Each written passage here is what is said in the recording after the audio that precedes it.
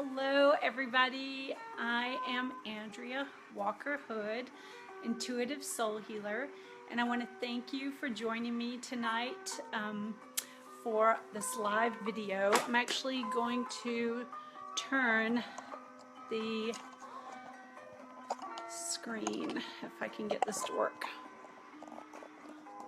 without breaking it.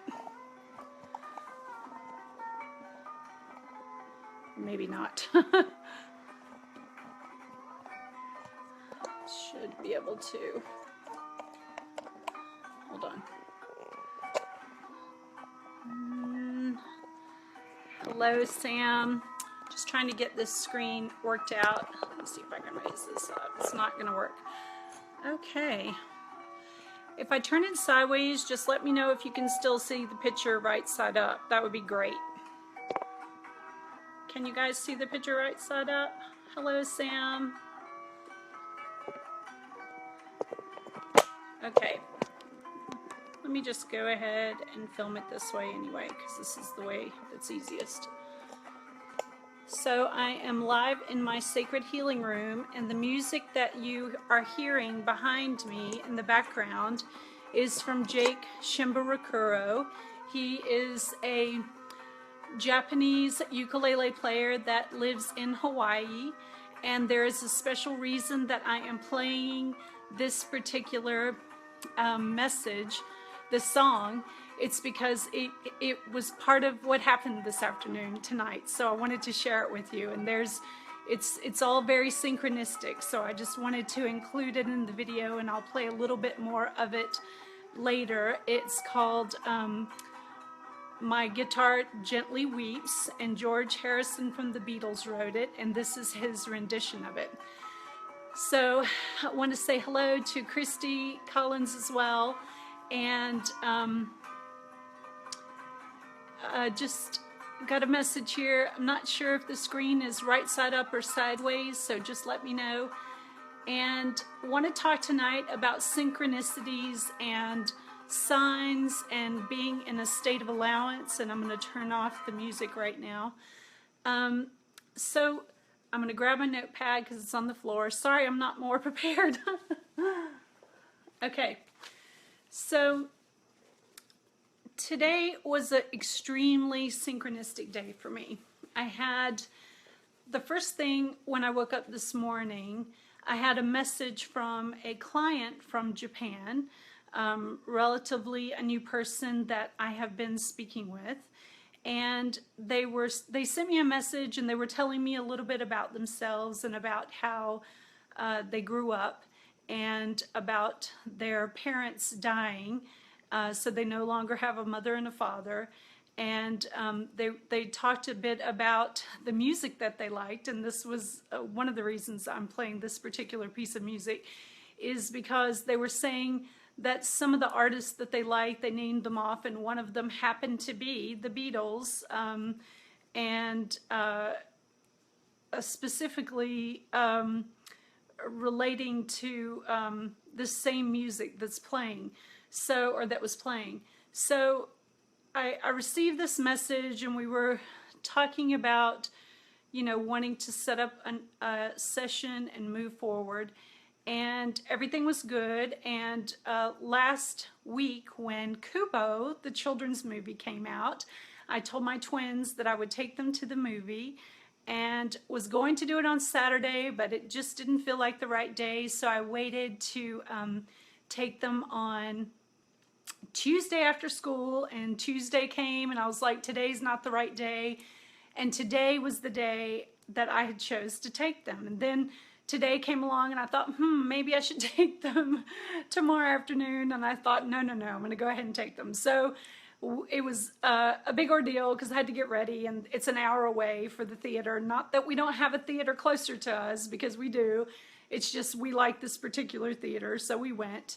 And so we go to the movies. But before we do talk about that, because this whole thing is sort of based around this movie and this Japanese client, I want to talk a little bit about the way things happen in life, how things sync up and come to us in sets, like someone will say something, or we see something, or hear something, or think about something, and it's like it sort of materializes and it's right there for us. So it's like we have this silent orchestra of spirits and angels available to us that are assisting us and sending us messages and guiding us along the way and helping us to negotiate sort of our blueprint, if you will, the blueprint that we chose before we got here, that we outlined before we got here, and sort of helping us stay on track and in alignment with our blueprint. And how if you're not in the state of allowance, if you're not in a state where you're completely open to receiving the messages, it's like you're out of vibrational alignment or attunement, and you will not receive the message. So, by being open and in a state of allowance, this brings all these beautiful synchronicities and signs available. They become available to you because, like quoting Bashar Esther Hicks, that when you are the vibration of something, an idea, a thought, an emotion, it becomes made manifest. In other words, thoughts are things. So if you think about something, it shows up in your reality, and it becomes a real thing. Like it becomes matter, because thoughts, in a funny way, actually matter. So yes, so being open and allowing it's like magic. It can make these amazing things happen in synchronicity. And the more open you are and the more willing you are to receive these things, the more they line up for you. And it's like being on the leading edge, and they just show up in your reality, and they help validate things for you, and they give you signs and clues that you're on the right path and that things are working out for you. And it's just a beautiful and amazing thing. Now, the one thing that I realized again tonight, and I see this a lot when I work with clients, is that a lot of people come when things aren't working out, come to see me, come speak to me on the phone, when things are not working out in their life.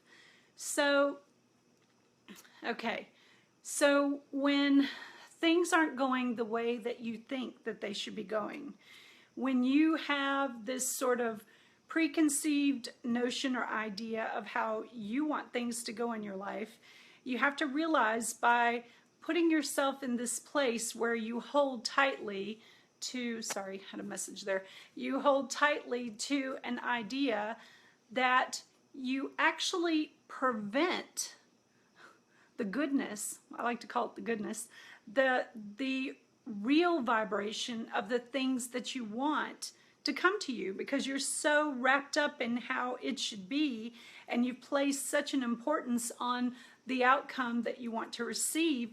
You're not being fully in the state of allowance. And that's what I'm talking about being open to receive not only what's available to you, because abundance is really, as Bashar would say, who is channeled through Daryl Anka, abundance is having what you need when you need it, okay? So if you've asked for these things, and you've prayed, and you've dreamt, and you've manifested, and you've done all the work, but you're not in the state of allowance that you should be, you are actually preventing the things that you really, really want from coming to you. So if you can just put your intentions, set them forth, and it's really hard to say and do, but kind of let them go. Just think of an intention or an idea that you're wanting, something that you're wanting, okay? And manifesting ideas and concepts and things into reality is a whole nother subject, but I'll just say quickly that if you are, first you have to come from a place of desire, and you have to come from a place of want, not need. That's the trick. If you come from a place of need, it will never show up, And if it does show up, it will not show up in the right way. In other words, it will not be the preferred outcome of what you really, really want. It will be, misaligned. In other words, you've not made your intentions or set your intentions clear enough to line up so that you do get the outcome that you want. So by being open to receive what is available to you, just think of putting an intention, setting it forth. I'm using my hands because, I'm not Italian, but I act like I am. And so just think of it like a butterfly. If you were to create a paper butterfly or draw a butterfly, if you were to take the little paper butterfly and throw it up in the air, it would fall whichever way it falls. Once you throw it up in the air, once you set the intention, you can't make it fall a certain way. The wind may blow, or it may rain, or the breeze may carry it away, or it might drop straight to the ground. It has all sorts of options, but it's always going to come down. It's always going to touch back to the earth and be there as the intention or idea. So when I say be in a state of allowance, just be open to receive. You've already done the work. You've already put the intentions out there. You've already, set the intentions. And when you come from a positive place, it will come to you if you can allow it. So I want to just go over I want to tell you a little story about what happened to me today. So as I said, I was contacted first thing this morning by a client in Japan, and they were telling, for those of you that are just joining, hello, Julianne and Michelle, and Carrie.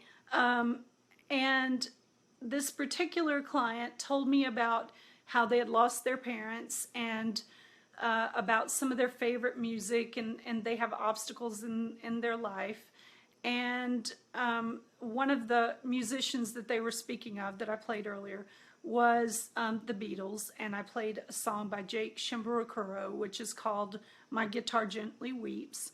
And he lives in Hawaii, but he's from Japan. So all of this story revolves around going to the movies. So I take my children to the movies, and on the way to the movies, I'm just checking my notes because I had a lot of things written down. A lot of things happened. So anyway, the client wanted to open up to life, and they didn't want to feel isolated anymore, and, they want to work on things. So we get in the car, and we go. I take my twins to Danville to see Kubo and the Two Strings, which, if any of you know me, I never get to go to the movies anymore unless it's a children's movie. And I've always loved children's movies, but I never really saw them, I guess. So I've been in movie overload this summer. So it's a little much, but they're okay. I like them. So we went to see this particular one.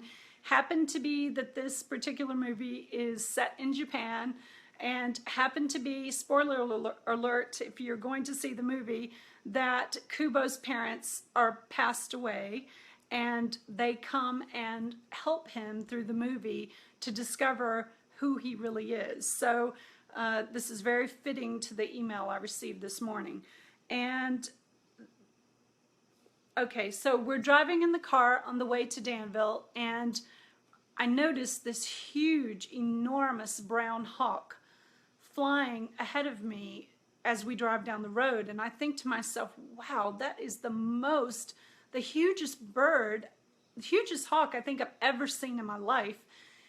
And oddly enough, the meaning, the totem, animal totem for hawk, and it's amazing, is the hawk is the messenger, okay? And they're able, of course, because they're flying through the air, they're the visionaries of the air. They're able to see all the things that we can't see because we're walking on the earth, and they have this different perspective, this different point of view that allows them to see so much more than we could ever hope to see. And, they just have a different vantage point. And they're a protector, and I'm going to read this because They're the protector holding the key to the higher levels of consciousness, and we're the observer in the situation, which is totally true. And so I see this hawk, and it flies over the road, and it kind of does this big loop in the air. And I think to myself, wow, the thing is amazingly huge. And, I'm driving like 65 miles an hour. And I think to myself all of a sudden, what if it dips so low it actually hits the car? Which it didn't. I was just driving and thinking, being silly. And so that was the first synchronicity for this particular movie and going to Danville. Then we get to the movie theater and we get our things and we go sit down in the theater. And the next thing is there's sound but no picture. So there's one other lady and her daughter who's sitting in the back of the theater. And I say to her, I turn around and say, has it been like this the whole time that you've been here? And she said, yes. So I go and tell the people at the front desk that, there's no actual picture, that there's just a sound, and I know the movie's coming on in a couple of minutes. So they come and fix it. The moment I sit down, the movie actually comes on. And the first words, here's a spoiler alert again, and you've probably seen it on the trailers anyway, so I don't feel too bad. The first words out of Kubo's mouth are, if you must blink, do it now. Pay careful attention to everything you see, no matter how unusual it may seem, which is kind of what happened to me through the rest of the day. And he said it twice, and I was like, okay, you've got my attention, and we watched the movie. So when we are watching this movie, and they start talking about all these different lessons in life. They talk about death and how death is the shifting from one reality to another, because Kubo makes all these little origami figures, and they're very intricate, which become these protectors in his world in the movie. And when he plays his version of a ukulele in Japanese, which is funny because I played the ukulele music, the actual pieces of paper origami lift into the air, and they create a story by shapes and actually come alive. And the shifting of one reality to another with death, they were talking about how the paper, we are like the paper, we're one shape, but when we go into the transition into death, we become flat again, like a piece of paper. In other words, we go back into non-physical. We don't have the body anymore, but we still carry the memories and the emotions and the experience. And that is what your soul is, the accumulation of those things that carry on into the non-physical or the next life or death, however you think about it. So they were talking about that, and I thought, wow, that's really interesting that they brought that up for children, because, so often we don't talk about those things. And I'm looking at my notes because there's so many of them. And then the next thing that happens, right, we leave them, there at the end of the movie, there is this music playing. And I recognize the music. It's the music I played earlier. Like I said, Jake Shimabukuro from Japan, and how I had this client from Japan. And I thought, that is really weird that they're playing this music at the end. And not only is it Jake Shimabukuro, but it is by the Beatles, which this person was telling me that they liked. And it's called My Guitar Gently Weeps, which is just really sad, thinking about how this person lost their parents together, not separately. They were lost together in an accident. And also this person lost their lover, their boyfriend, in an accident on the way to a ceremony to celebrate an event in their life. So when I heard this, I was like, wow, that's really poignant, because it really speaks to me about the conversation I had earlier today. And, the first time I heard Jake's music, that was the song I heard. And it's so beautiful that I actually took my son, who at the time was 4, to Winston-Salem in North Carolina, and we saw Jake Shimabukuro in person, and he signed all this paraphernalia for my son, and he even signed his ukulele. We took it that night, and he signed it for him because Aiden wanted to start playing ukulele, and it just kind of tied it all together because I remember sitting in the front row that night, and Aiden at 4 hung on for an hour and a half, and right at intermission, Jake played Somewhere Over the Rainbow, and Aiden fell asleep. And I remember looking at him in the seat, thinking how lovely and beautiful and innocent and just gorgeous he was sitting there, and how lucky I was to be his mother. And I'll never forget it. And I'm sorry I'm emotional because it's just been a very emotional night, and it's been one synchronicity after another. And they've just all added up. And I cried in the theater, I cried in the car 3 or 4 times after each thing happened. And I knew that this was going to happen tonight. I even burnt, I was a little late, I burnt spirit sage. Here it is. Looks like a big joint. It's like to cleanse the room and help me with the video because I knew this was going to happen. So just bear with me. I'm an emotional wreck today. So anyway, all right, so we go out from the movie at the very end, and I get in the car, and I never look at the time. I don't wear a watch. You know, my theory on time is the only gift you can give that you can never get back. And so to me, having you here with me and sharing this with me, and anytime I share an interaction with someone, time is the most important, is the most important gift that you can give someone, because it's the only gift that's truly yours. You know, it's part of your existence, and, you know, once you give it away, it's gone, right? So, thanks, Carrie. Very sweet. Love to you. And so,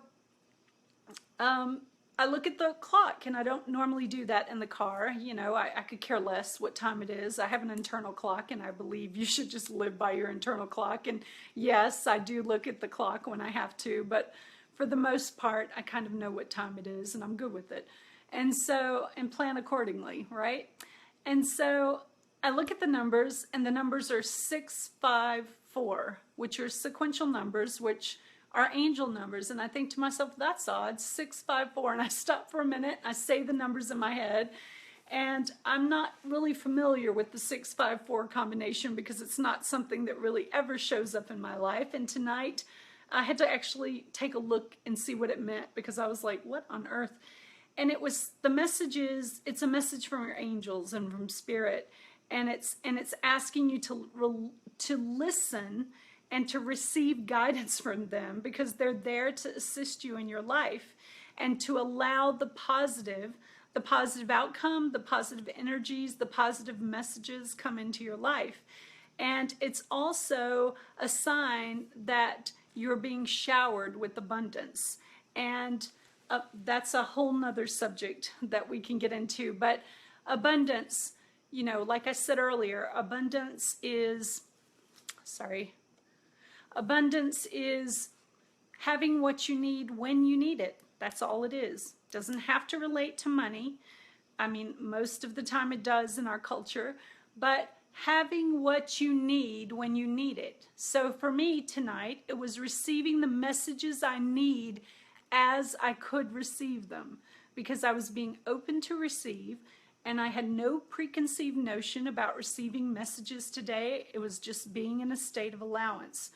So that was a beautiful sign to me, to receive the 654 number, because like Kubo in the movie, my father passed away 2 years ago this month, and earlier this month, and he has helped me from the other side. He's been a guide for me. I can talk to him. I can hear him speak to me. He's just right there. And like I was talking about with the origami paper, he's only shifted in form. He's not in some place far away. He's right here. And all our loved ones are right here, and all of the animals that we have loved and the people that we have known, they're all available for us if we ask them for assistance. And I'm not saying that you shouldn't pray to God. I'm not saying or pray to whatever religion that you believe in. In this instance, I'll just call it source, creator, the divine, whatever works for you. But you can also ask for assistance from angels because they're always available to you. They're created in the essence of the divine. And if you're not using them, you're missing out. They're completely able and willing to help you. And not only that, a lot of people don't think of it like this way. Think of it like this way, whatever. Anyway, what I'm trying to say is you can ask for people that are loved ones to assist you in things that they were good at on this earth so that you can become good at something more or more proficient in something more quickly. Okay, so let's say, for instance, you had someone who was a fantastic driver and your driving skills aren't that great. You could actually ask them to assist you on a long trip driving, and maybe you would be phenomenal at driving while you're going to your destination. But you can't have that assistance if you don't ask for it. And, if you're saying, well, I don't know if I believe in that, think of it like this. When you cross over into non-physical, or when you die, or as, Abraham Hicks says, when you croak. When, whatever you want to call it, when that happens, a lot of people who have gone down the tunnel and seen the light, so to speak, say that they have had a loved one greet them. Well, why would a loved one greet you if they're not there to help you? So think about that for a moment. If you're ever doubting that your relatives or your loved ones, your mother, father, brother, sister, animals, because they have souls too, aren't there to assist you and help you on this journey on earth, then think again, because they're there for you and they can they're more than willing, and they can help you in ways that maybe you haven't thought about before. Hi, Patty. How are you? And Angela. So seeing the numbers 654 was, it was just another synchronicity that showed up this afternoon. And, the message of you're being showered with abundance. You're being given everything that you need in the moment that you need it, because that's what abundance means. And staying in the positive and allowing, and having the angels and guides assist you, and that we are here to listen and just to receive their guidance. That's what the numbers for angel numbers for 654 mean. And I was saying earlier I had to look it up because I'm not familiar with that sequence. So I get in the car, and my twins and I proceed to drive out of the parking lot at the theater, and I go to like 2 lights down the street. Hi, Patty. And the next thing that happens, I'm at the stoplight, and Michelle will know, on Riverside Drive, and there's 2 turn lanes, and then there's 3 or 4 lanes that go straight. And I'm sitting there, and I don't normally really pay much attention to who's in the car around me, but all of a sudden I thought, maybe I should look around and see who's driving in the cars around me. So I look, over to my right side, and there's an old man in a cap and glasses, and he's looking straight ahead, and I thought, okay. And I look over to my right, and there's this olive green, like big Dodge Charger or whatever it is, and I look and I think, wow, big car. And then the light for the non-turn lane turns green, and I notice that the truck next to me is not moving. So I take another look at the driver to my right, and I notice that his head is slumped down next to the window, and I think, oh my Lord, did he have a medical problem, a condition? Is he okay? Do I need to get out of the car and help him? And I'm looking at him thinking, should I blow my horn? I don't want to scare him. And then all of a sudden, he starts moving. Now, the other cars have gone like 2-3 car lengths down the street, and he's just finally moving. And when he passes by, I look down at the license plate, and it says, 1 Papa T. And I know that doesn't really seem like anything, and you know, but to me, that means that my father is with me because my children are in the car, and they call him Papa. And he would be the one that would be helping us from the other side. Now, T actually has no reference to me. It has to reference the client that sent me the message first thing this morning, because their father's last name, or their father's first name started with the T. So to them, that's their Papa T. And in the movie, when I saw the movie, the characters in the movie, the mother and father that Kubo lost, that just, when I saw them, I'm like, oh my God, this person, I know it's an animated movie, but this person has to see this movie because there are messages in this movie for them. So that was another synchronicity that happened. So I'm going to reference the notes. There were so many. So I turn down the street, go up the hill. We're going to go to Hobby Lobby to get some party stuff for my kid's birthday party next month. And I come past this big billboard at the mall. There's a little mall there. And I could care less really what's on the billboard at the mall. Honestly, I never go to that mall, so it doesn't really matter. But I happened to look up, you know, this one time I'm turning left in the turn lane. I happened to look up, and it's like some 6-8 foot billboard, right? A digital one. And there is the most enormous red heart on the billboard. I couldn't believe it because we're in August and there are no hearts on the billboards. And one of the signs from Beyond, from non-physical for loved ones, is a heart, feathers, pennies, cards, all kinds of things. And huge heart. And in the middle of the heart, in big white letters, it said, oh Lord, what did it say? It said sweet teas. And I'm like, are you kidding me? Not 2 minutes ago did I see this truck going down the road with 1 Papa T on the back. And now there are 2 lovely little girls around this enormous 6-8 foot heart. And it says sweet teas. And I'm like, seriously? I just couldn't believe it. So we do our shopping in Hobby Lobby. Okay, so that was another synchronicity. So we do our shopping, and they're announcing every 5 minutes on the intercom, you know, it's time to close because they close at 8. And we made our way to the register, and we're waiting for this lady to check out. And I've been a retailer for 30 years. You know, I've been a store manager, traveling manager, sales marketing director, everything you can think of. I've worked in Beverly Hills on Via Rodeo and Rodeo Drive, Neiman Marcus, you name it. Anyway, retail is it's in my blood, okay? So I'm behind this lady checking out, and I realize they want to get out.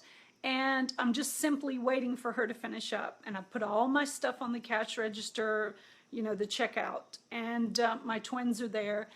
And this really chipper young girl comes up and she says, oh, ma'am, I'll help you with this register over here. I said, well, I looked at her and I said, well, I've got all my things here already. And she says, oh, it's okay. I'll move them for you. And I'm looking at them checking out. They're right at paying. And I'm thinking, by the time we get moved over there, I'll already be started to check out. So I look at her and I say, which is really funny, I don't normally say this to people on the street. I say to her, everything is as it should be.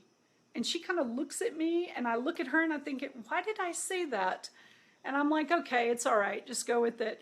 So the lady's checking us out, and another lady walks up on the other side of the cash aisle that the customer I would have been, and she starts checking her out. And she starts saying to her, now the whole movie we've just seen with Kubo is about this little boy who can bring origami objects to life, and about how his parents help him in non-physical from beyond and protect him. And she says, she's already, getting ready to pay for it. And she says, oh, I'm buying this origami book in paper because I want to learn how to make simple origami. And I'm thinking, is she kidding me? We just came out of the Kubo movie. So I looked back at her and I said, excuse me, I said, you're making origami? And she said, yes. And I said, we just came out of the Kubo movie not even 5 minutes ago, or by now it's been like, 45 minutes. And so she says, yes, she says, and this is really funny because in the movie he makes very intricate origami pieces that come to life. She says, yes, I make very intricate origami. I'm like, what? I make very intricate origami pieces. Sorry, I've got a message. And I need to learn how to make simple origami. And I'm thinking, simple origami? It seems to me if she could make these extraordinarily hard pieces, she can make a simple one. But that's not necessarily true, and that works for us in life too. And I thought about it, and she said, yes, there was a grant in the city that we were in, and I'm going to teach a class, and I want to learn how to make very simple origami so I can teach the children how to make origami. And I'm like, oh my gosh. And then she says to me, and I said, yeah, we just came from this movie and it was all about origami. And when I said the name of it, she lit up like a light bulb and she's like, oh my goodness. And she was so excited. And I'm like, okay. And then she says to me, do you know the book, The Thousand Cranes? And I'm like, no. And my children are listening now. And she goes on to tell me about this book. And I actually looked it up because I was like, what is this book? And the name of the book is Sadako and the Thousand Cranes. And she tells me sort of the pseudo story about how this lady, she didn't mention her, but Sadako was a child that was affected by the bomb in Hiroshima when it went off in Japan. And she was in like the ground zero point of the bomb, which was like 1 mile radius from the bomb, and how she was a little girl when this happened. And because she experienced the atomic bomb after effects, she had leukemia and she had these purple spots show up on her legs and she had all these different medical problems. So she was in the hospital. And while she was in the hospital, she set out to make 10,000 cranes because, 10,000 cranes. Because in Japanese tradition, the crane, the 10,000 cranes, if you are to make the 10,000 cranes and you succeed in it, you receive a blessing because you were patient and you were diligent and you did the work, and in return you received the reward. So she actually made, and I looked this up because I wanted to get her story right, she actually made 644 cranes, and then she got sick, really sick, and passed away because, the atomic bomb, the after side effects. So her friends and family, to honor her, finished the 10,000 cranes. When she was buried as a little girl of 12, they put the cranes, some of them, in the casket with her because she spent such a long time making them. So sad. And then what happened was in 1958, they put a statue up of, her name is Sadako Sasaki, and they put it up in the kind of like the ground zero, if you will, of Hiroshima. And it's there today to honor her and to remember those who were affected by Hiroshima. Hello Ellie, and hello Barry, and when Ground Zero happened here in America, the family sent some of her cranes to the Ground Zero site to show their support and sympathy of Ground Zero. So it's actually a really beautiful story. And the message of the cranes that she made, the thing that they symbolize, and this fits back into the movie, and she's telling me this story as we're standing at the register. The 10,000 cranes, the symbolization of this is they symbolize holding a golden crane. Her statue, she's actually holding a golden crane at this 0 point of the bomb that went off in Hiroshima. So it's actually really beautiful, because in the Kubo movie, they talk about making lanterns. The children bought these lanterns in the marketplace. And spoiler alert, sorry. And, hi Ellie. And how the children would go at sunset and they were in basically the cemetery, and they would place the lantern at the gravesite of their loved one. And because they honored the loved one, this is in Japanese culture in this movie that we just watched, that the spirit of the loved one would come and light their lantern. So in the movie, all these children say hello to their grandparents, and the lanterns light up individually, and the parents and the children walk them over to the river and put them in the river, and all these beautiful tea lanterns, Japanese lanterns, float down the river, which symbolizes their loved ones. Now, in the movie, Kubo tells a story about the golden crane, and how the cranes, because he heard the song of the golden cranes and he saw them, and the cranes symbolizes, he said in the movie that the crane symbolizes the spirit of the loved ones. So there, spoiler alert again, I'm sorry, that there's a point in the movie where the lanterns actually become cranes and fly away. It's really quite beautiful. And I just couldn't believe that she was telling me this story about this lady who made these 10,000 cranes, and it was a children's book, because it was just too synchronistic, honestly. And, you know, it was just beautiful. And she went on to say that she was going to teach the children under 12 how to make them, so that they would have a talent that they could take through into their lives of origami, which was amazing. And she was very kind and very sweet, and almost like she was an angel standing there telling me this story, or in spirit form, after we had just seen this movie. So it was just one more synchronistic thing that happened in the sequence. So we leave the store and we go out to the car, and the other thing was, when I got married, I actually made, because the story I heard was 1,000 cranes, and I think I got to 150 paper origami cranes, and I hung them in a dogwood tree, underneath this pink dogwood tree, on these beaded little strands of rope, in our side yard near our kitchen. And I hung them up the week of the wedding, and my father sat, and my husband's father, my husband-to-be, sat in Adirondack chairs in the backyard, on the side yard, and I have a picture of them with the cranes hanging in the tree, and they're both sitting there in the side yard just talking and having the best time, you know, in May. And, you know, they've both gone on to non-physical now. So just a beautiful memory that brought up, and it was just kind of like a little special gift she gave me. And you know, so I have to be grateful for that. Hold on, I've got a message here. And so we walk outside, go to get in the car to leave, and there is a burgundy Chevy pickup truck. And it is exactly the same truck that my dad used to drive before he passed away.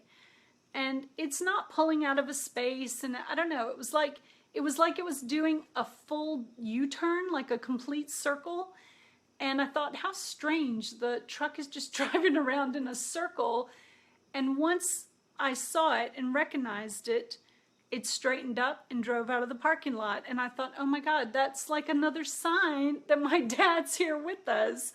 And I was just overwhelmed, because it was one sign after another today.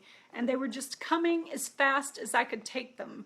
And so, we're driving home, and we're listening to music in the car, and this one is the kicker. So I'm driving my twins home. It's like almost an hour drive, and we're playing all sorts of things, and Pentatonics was in my CD, rack, and it came on the car stereo.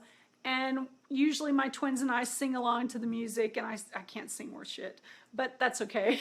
I'm a car singer, and I love it. I don't care. And so, oh, thanks, Barry. He was saying that I tell a great story. Yeah, that's part of what I do. And so I use storytelling to assist my clients in helping them realize, the shifts that they need to move forward and to see the synchronicities in their experience in their life. So, I think a good healer, if you will, teacher, is someone who can use what happens in their life to assist others on the journey in their life, right? So anyway, I'm driving home in the car, have the music on, it's past my children's bedtime, so they should be asleep. They already have pajamas on in the back, thank God. And they were singing earlier, but I noticed they weren't singing, and I was like, I'm singing anyway, because, when you're happy and you're in the zone, you just bring more joy to your life, and you line up with things in your life. So I'm like, okay, I'm co-creator, so I'm singing. I suck, but I'm singing. And all of a sudden, there's a high point in the music where the singer hits the really high note, and I hear my son say 3 words out loud, like I hear it, or I hear it in my head. And I turn off the radio. I turn the stereo, the music off. And I say, Aiden, are you awake? And he says, yes. And I said, did you say anything? And he said, no. I said, did you say something out loud? And he said, no. I said, okay.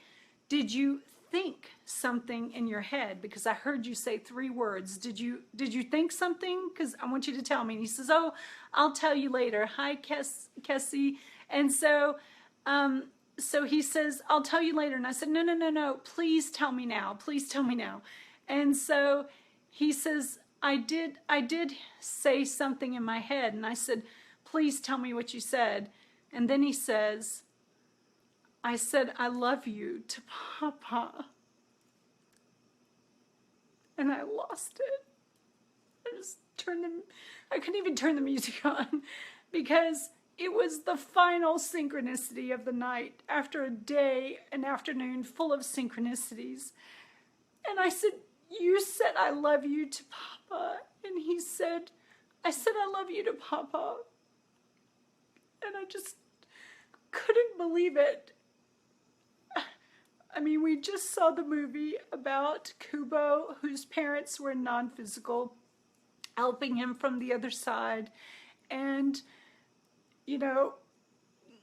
how they were his protector, and they communicated with him. And I'm telling you to be open to receive and to allow these things to come into your life, because the more you do, the more you do, the more you can receive guidance from the other side, and the more you can have messages that will help you, bring you into alignment on your path. And when he said, not only did I hear him telepathically, but that he said it to Papa, and all the signs that we had seen all night for Papa, one Papa tea, the heart that said sweet teas, the lady in the store talking about the golden cranes, which was spirits, in the movie, and, seeing the truck in the parking lot, and then him saying this to me, it was almost overwhelming. And keep in mind, I have synchronicities show up in my life all the time. They're a normal part of my life. It's not something that's unusual to me in any way. But when your 8-year-old twin son tells you this, and a lot of times Aiden's very connected, and he tells me how he loves Papa and he misses him and he wishes that he could be here. And I always tell him he's always here. He's like the paper in the movie, the origami paper, where he just shifts. He's just shifted from the beautiful little origami figure like Kubo created into the flat piece of origami paper, because his existence isn't here in this vibrational frequency, in this relative world that we're in. His existence is just beyond this in the non-physical. And even though we're not of the vibrational frequency that we can speak to him one-on-one like I would speak to you in person, he's still there, and he can still assist us, and he still helps us, and he still loves us. Because like I was saying earlier, all these things we carry in our soul. We carry the emotions. We carry, hi Cindy, this is my cousin. We carry our experience and our love and our emotions in our soul. And that's what makes up our soul, our conscious, all these things that we've loved and felt and experienced and lived. That is your soul. That is who you really are. That's your true being, your natural state of being, your natural self. So just to have that happen tonight was extremely amazing, and I'm so grateful, and it was so beautiful.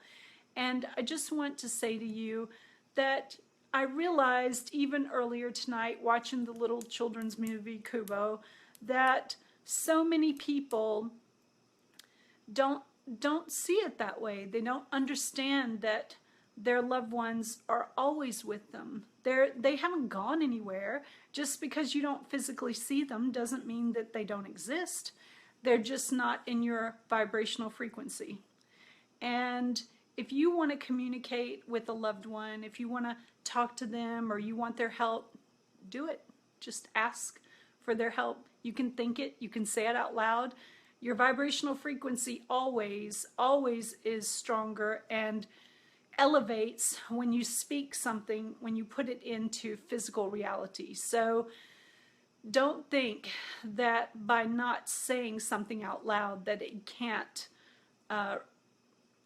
sort of float, if you will, be received by the person that you're wanting to communicate with, because they are right there and they are available for you and they can help you if you allow them. So, you know, synchronicities show up in our lives in many different ways, and signs, if you will, or symbols. And today my journey has been filled with them, and it was so overwhelming and just so beautifully constructed, and the way that it all came together, I just really wanted to share it with you to give you an example of how this can show up in your life. And also, you know, when you are a healer or teacher, you know, if you think in your life that what you're doing is not good enough, or if it's really not going to matter to anyone in the world, think again, because every single one of us has a special and unique gift, and we're all of the divine, and we all have these innate qualities in us, and you wouldn't be here in this existence on earth if you weren't meant to share them and to be who you really are. So never ever discredit yourself and say to yourself or think to yourself, because self-talk can be the worst form of communication with ourselves. We can belittle ourselves and say things that aren't so nice, things that we wouldn't allow other people to say to us, but yet we say them to ourselves. So don't do that, because, you know, it's really important that you realize what your qualities are and that you express them, put them into physical existence, into the world, because you're the only you. There's never going to be another you. And you hold your own energetic signature, and you offer gifts and talents and things to the world that no one else can offer. So don't ever think to yourself, oh, I'm not going to do this because there's someone better than me out there that can do it better than I can. Or don't think to yourself, you know, I shouldn't do this because there's 10,000 or 50,000 other people who can do this, and what do I know?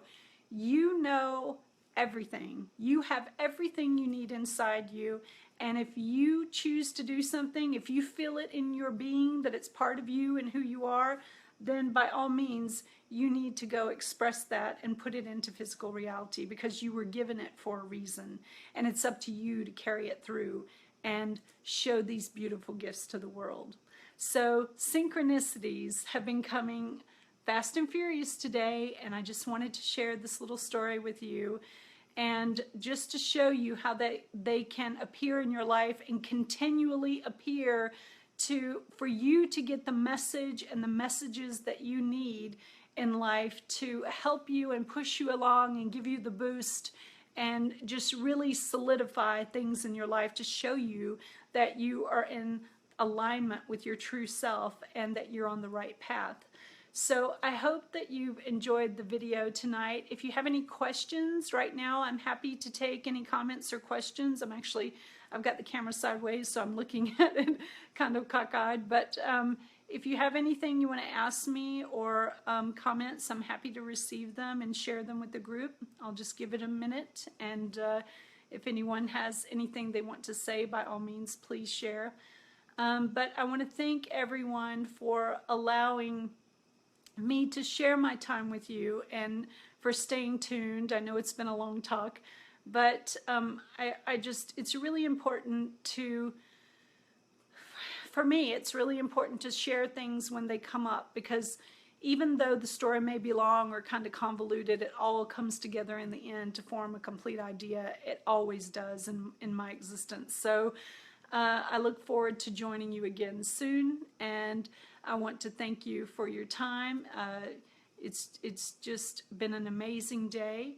And thank you for sharing this time with me in my sacred healing room, which is where I see clients and do all my calls for anyone who works with me. I am Andria Walker-Hood, Intuitive Soul Healer. You can find me at www.intuitivesoulhealer.com. You can find me on Facebook at Andria Walker-Hood, also at Intuitive Soul Healer and Intuitive Soul Guidance. I'm on Twitter at Intuit Soul Healer with an R, not an ER. And, I'm going to be going to Sedona in 2 weeks' time from today. I'll actually be there tonight in 2 weeks' time.